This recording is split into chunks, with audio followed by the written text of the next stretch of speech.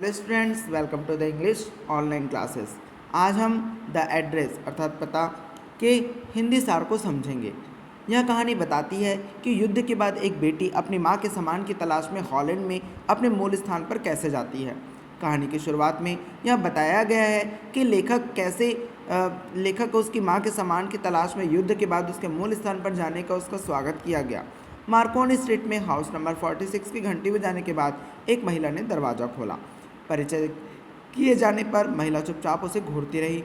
उसके चेहरे पर पहचान का कोई निशान नहीं था। महिला अपनी मां के हरे रंग का बुना हुआ कार्डिगन पहना हुआ था। कथाकार समझ सकता है कि उसकी कोई गलती नहीं थी। उसने महिला से पूछा कि क्या वह इसकी मां को जानती है। महिला इस बात को इनकार नहीं कर सकती थी। लेखिका कुछ समय के लिए उससे बात करना चाहती थी, लेकिन महिला ने जल्दी से दरवाज़ा बंद कर दिया। कथावाचक वहाँ कुछ देर के लिए रुक गई, फिर वहाँ से निकल गई। इसके बाद के खंडों में कथाकार के बीते दिनों की यादें प्रकाश में आती हैं। उसकी माँ ने युद्ध के दौरान वर्षों पहले पता प्रदान किया था। वह कुछ दिनों के लिए घर चली गई। उसने देखा कि गहर की विभिन्न चीज़ें गायब थी। उस समय उसकी माँ ने श्रीमती डार्लिंग के बारे में बताया। वह लेखिका की माँ की पुरानी परिचित थी। हाल ही में उसने अपने संपर्क नवीनीकृत किया था और नियमित रूप से वहाँ आती रही थी। हर बार जब वह लेखिका के घर जाती तो वह अपने आप साथ कुछ लेकर जाती। उसने बताया कि उस अपनी अच्छी संपत्ति बनाना चाहती थी। अगले दिन कथावाचक ने देखा कि श्रीमती डार्लिंग एक भारी सूटकेस के साथ अपने घर से बाहर जा रही है। उसे श्रीमती डार्लिंग के चेहरे में क्षणभंगुर झलक मिली। उसने अपनी माँ से पूछा कि वह महिला बहुत दूर रहती है। उस समय कथावाचक की माँ ने पते के बारे में बताया, नंबर 46 मार्कोनी स्ट्रीट। युद्ध के कई दिनों बाद कथाकार के पास इन बात को रिकॉर्ड रखने के लिए उत्सुकता थी और वह भी 40 नंबर मार्कोनी में होना चाहिए।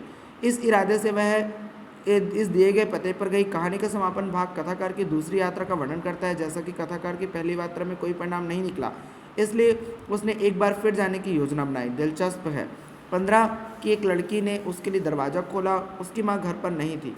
कथावाचक ने उसकी प्रतीक्षा करने की इच्छा व्यक्त की। लड़की उसके साथ कमरे में चली गई।